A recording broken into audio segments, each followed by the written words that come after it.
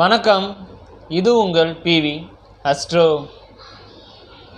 ஜாதகத்தின் கிரகநிலை வைத்தான் உயர்வு தாழ்வு ஏற்றம் இறக்கம் நன்மை தீமை எல்லாமே. நாம் உயர்ந்தோம் என்றாலும் நம் தாழ்ந்தோம் என்றாலும் அந்த நம் ஜாதகத்தில் உள்ள கிரகநிலை தான் காரணம். அந்த கிரகநிலை அப்படின்றது உங்கள் லக்கணத்துக்கு ஏற்புடையது. அதாவது ஒரு கிரகம் ஒரு லக்கணத்துக்கு ஒரு ஜாதகத்தில் அப்படின்னா ஆட்சியாக இருக்கும், உச்சமாக இருக்கும், நல்ல வலிமை பெற்ற குருவின் பார்வையில் இருக்கும் அப்படின்னு சொல்லுவோம். இதெல்லாம் இருந்தால் வலிமை அப்படின்னு நம்ம சொல்லுவோம். ஸோ இதெல்லாம் இருந்தாலும் சில பேர் கஷ்டப்படக்கூடிய வாழ்க்கையை அடைவாங்க. சில பேர் சில கிரகங்கள் வலிமையே இருக்காது, 6-8 பாண்டில் நிற்பாங்க, நீசமாக இருக்கும். ஆனால் அவங்க பாட்டா நல்ல யோககரமான ராஜயோக வாழ்க்கையை வாழ்வாங்க.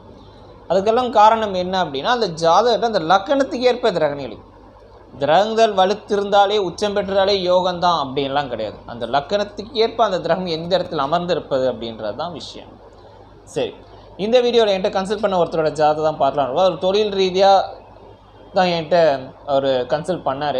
ஸோ அவர் ஜாதகத்தை தான் இந்த வீடியோவில் பார்க்கலான்னு இருக்கும். ஸோ ஃபஸ்ட்டு அந்த ஸ்க்ரீனில் ஜாதகம் வருது பாருங்கள்.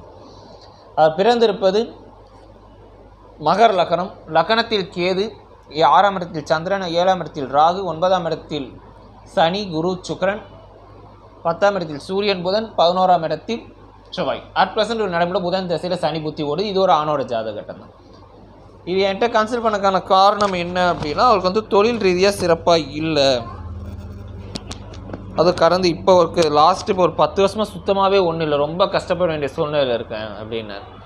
என்ன காரணம், முன்னேற்றம் இருக்குமா அப்படின்றதான் இவரோட கொஸ்டின். சரி, மேலோட்டமாக இவர் ஜாதகத்தை பார்த்தோன்னே அவருக்கு இந்த ஜோதிடத்தில் நல்ல ஒரு நாலேஜ் இருக்குது. அதாவது என்னென்னா பேசிக்கான விஷயம் நல்லா தெரிஞ்சிருக்கு. அவர் என்ன கேட்குறாரு, அவர் என்ன கேள்வி வைக்கிறாரு, என்ன அது தொழில் ஏன் இப்படி இருக்குது அப்படின்றது ஒரு கேள்வி, முன்னேற்றம் இருக்குமான்றது. அவர் என்ன கேட்குறாருன்னா நடைமுறை புதன் தசை சார், லக்கணத்துக்கு பாக்கியாதிபதி தசை, பரிவர்த்தனை யோகத்தில் நிற்குது, சூரியனோடையும் பின்னப்பட்ட நிலையில் இருப்பது, லக்கணத்துக்கு 9ஆம் அதிபதி 10ஆம் இல்லை, புதன் 6 கூடிய அதிபதியாக வந்தாலும் 9ஆம் அதிபதியாக வருவார். அவர் 9ஆம் இடத்தோடு தான் பரிவர்த்தனை பெற்றிருக்கார்.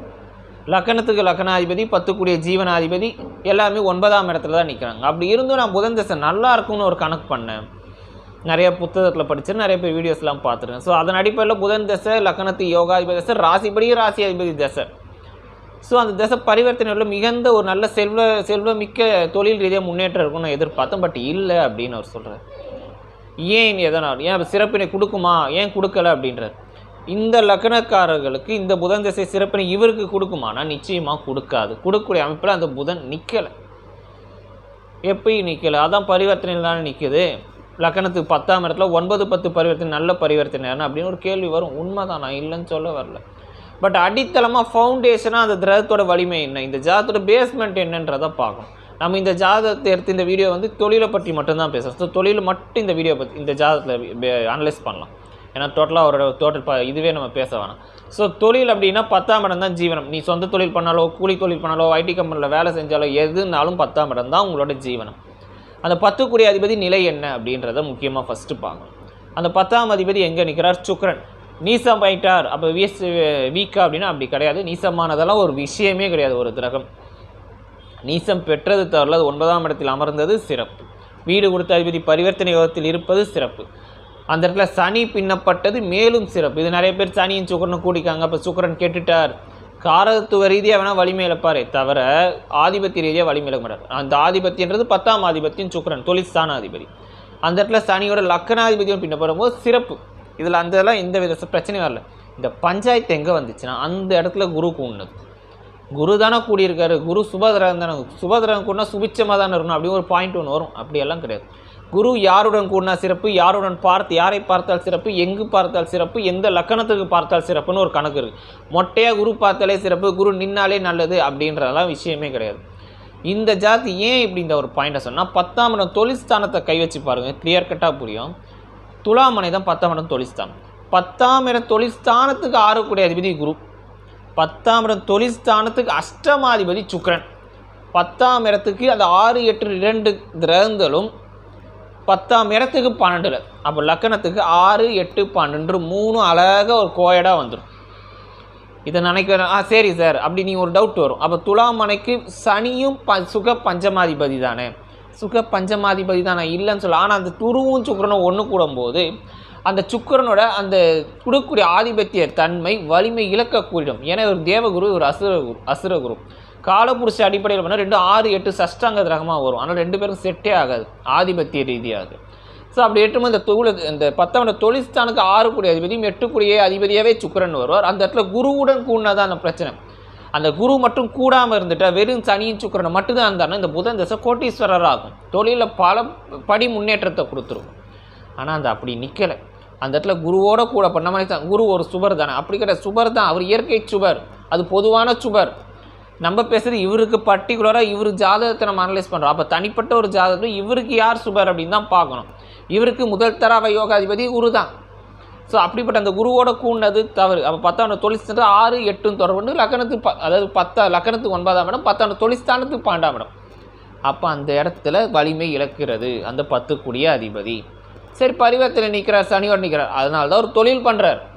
இன்றைக்கும் கஷ்ட நஷ்டம் வந்தாலும் வண்டி ஓடுது, சாப்பாட்டுக்கு பிரச்சனை இல்லாமல் துணிமணிக்கு பிரச்சனை இல்லாமல் வண்டி ஓடிட்டு இருக்கு. அதுதான் அந்த பரிவர்த்தனை, அதுதான் அந்த இடத்துல சனி நிற்கிறது. ஸோ ஒரு ஜாதகத்தில் இப்போ என்ன தான் யோகம் இருந்தாலும் இல்லை அவயோக தன்மைன்னா நடைமுறை தசா புத்தி வரணும். இப்போ இது இந்த 10ஆம் இடம் வீக்குன்னு நம்ம இந்த இடத்துல சொல்லிட்டோம். சரி, ஓகே.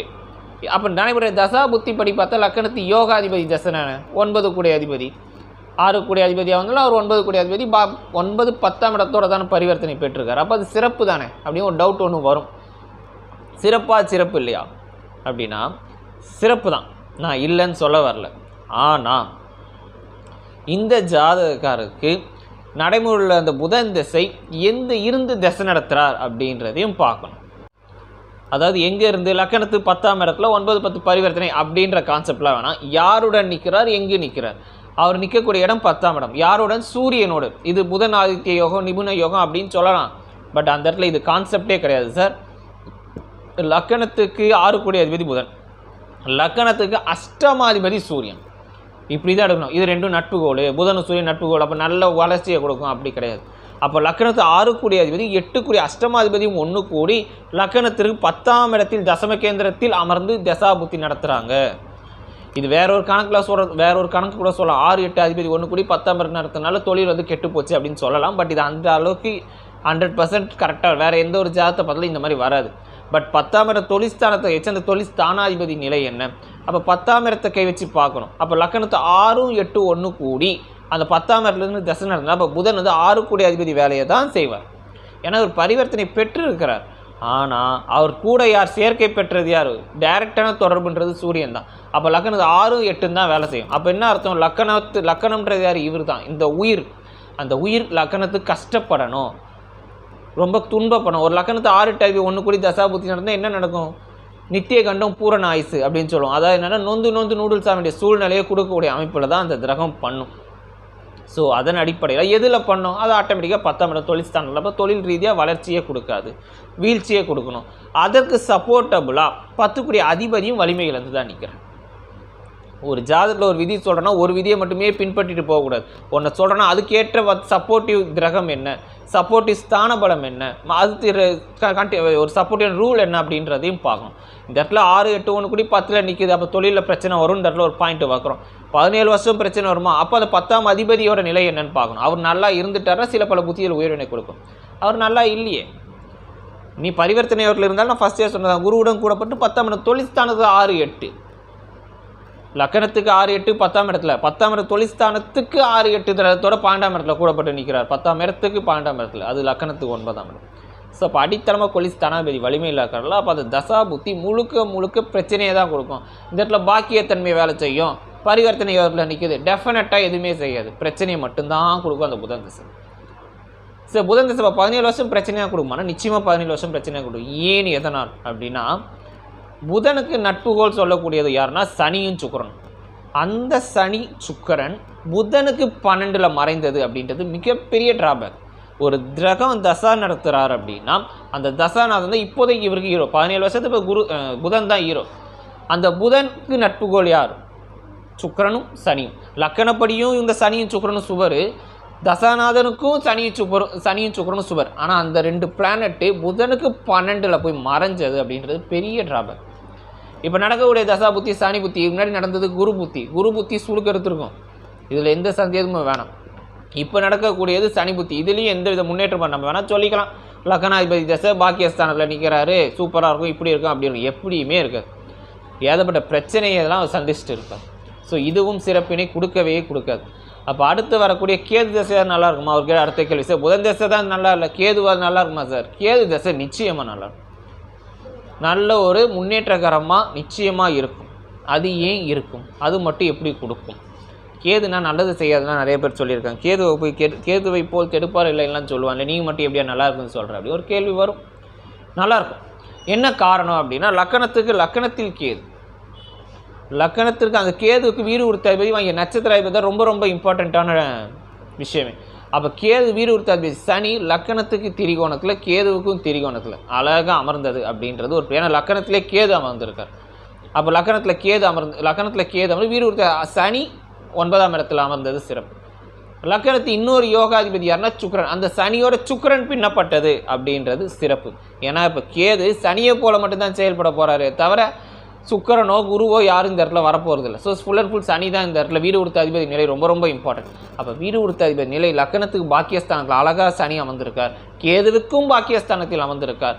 அந்த சனியோடு பின்னப்பட்ட அந்த சுக்கிரன் லக்கணத்துக்கு யோகாதிபதியோடு பின்னப்பட்டனால அந்த கேது தசை முழுக்க முழுக்க யோகத்தை கொடுக்கும். சரி, இப்போ ஒரு டவுட் வரும், அப்போ அந்த இடத்துல குரு நிற்கிறாரு, அப்போ குரு நன்மையை கொடுப்பாரா? குரு நன்மையை கொடுப்பாரா அப்படின்னா இந்த இடத்துல குரு தசை நடத்த போகிறது இல்லை. ஸோ சுக்கரனோ தசை நடத்த போகிறது. இப்போ இந்த இடத்துல சுக்கரன் தசை நடத்தினா கூட பஞ்சாயத்து தான். ஏன்னா சுக்கரன் வந்து குரு சுக்கரன் கூடியிருக்கான் அப்படின்றது சில பல புத்திய பஞ்சாயத்தில் தோடும். ஆனால் இந்த இடத்துல சுக்கரனும் தசை நடத்தலை, குருவும் தசை நடத்தலை. ஸோ கேது தான் நடத்த போகிறார். கேதுவுக்கு குருவின் பார்வை பெற்றது பெரிய தவறலாம் இல்லை. ஸோ அப்போ அந்த கேது திசை நிச்சயம் நல்ல ஒரு யோககரமான திசையை 7 ஆண்டு காலம் நல்ல ஒரு செல்வ செழிப்போட நல்ல ஒரு உயர்நிலை அடையக்கூடிய அந்த ஐஸ்வர்யம் அந்த கேது திசை உண்டு. சரிங்களா? சரி, அப்போ சுக்கிரதசை இப்போ அடுத்து வரக்கூடிய சுக்கிரதசை பிரச்சனை வந்துடுமா அப்படின்ற ஒரு கேள்வி ஒன்று பார்க்குறவங்களுக்கு இருக்கும். சரி, அப்போ 7 வருஷத்துல திருப்பி அவர் சறுக்கு பாதை சறுக்கிடுவாரா? நிச்சயமாக சறுக்க மாட்டார். சுக்கிரதசை நல்லாயிருக்கும். சுக்கிரதசையில் குரு புத்தி தான் பஞ்சாயத்து வருமே தவிர மற்றபடி சுக்கிரதசை சூப்பராக இருக்கும். இப்போ ஒரு டவுட் வரும், அது எப்படி மட்டும் நல்லாயிருக்கும்? ஏன் இப்போ தான் குரு சுக்கிரன் நல்லா இல்லைன்னு சொன்னீங்களே, இப்போ மட்டும் ஏன் சுக்கிரதசை நல்லாயிருக்கும்னு சொல்கிறீங்க? இதுதான் விஷயம். ஒரு கிரகம் நீசமாக இருக்கா, ஆட்சியாக இருக்கா, உச்சமாக இருக்கா, பரிவர்த்தனை யோகத்தில் இருக்கா, இந்த யோகம் அந்த யோகம் அதெல்லாம் கான்செப்டே கிடையாது. லக்கணத்துக்கு எங்கே இருக்குது, ராசிக்கு எந்த இருக்கா, நிற்கக்கூடிய கெதி என்ன, விதி மதி கெதி, அந்த தசாபுத்தி நல்லா இருந்துச்சுன்னா நல்லதை கொடுக்குங்க. இதுதாங்க விஷயம். லக்கணத்திற்கு முதல் தர யோகாதிபதி சுக்கிரன், பஞ்சம ஜீவனாதிபதி, ஒரு திரிகோணமும் ஒரு கேந்திரமும் பெற்றவர், ஒரு திரிகோணத்தில் அமர்ந்தது யோகம் ஃபஸ்ட். ராசிக்கு பஞ்சமாதிபதி, ராசிக்கு 4 திக்பலம் அடைந்து கேந்திரத்தில் இருப்பது ராசிப்படி சொல்கிறேன், அது சிறப்பு. 2வது 3வது கெதினா என்னென்னா அது வீடு கொடுத்த அதிபதி ப்ளஸ் அது நிற்கக்கூடிய நிலை, அது கூட யார் நிற்கிறா அப்படின்றது. அப்போ சுக்கரனுக்கு வீடு கொடுத்த அதிபதி புதன் பரிவர்த்தனை யோகத்தில் இருப்பது அப்படின்றது சிறப்பு. சுக்கரனுக்கு நட்புகோல் சனியும் புதனும், அந்த சுக்கரனுக்கு 2ல் புதனும் சுக்கரனோடையே சனி பின்னப்பட்டது, மிகுந்த யோகம்.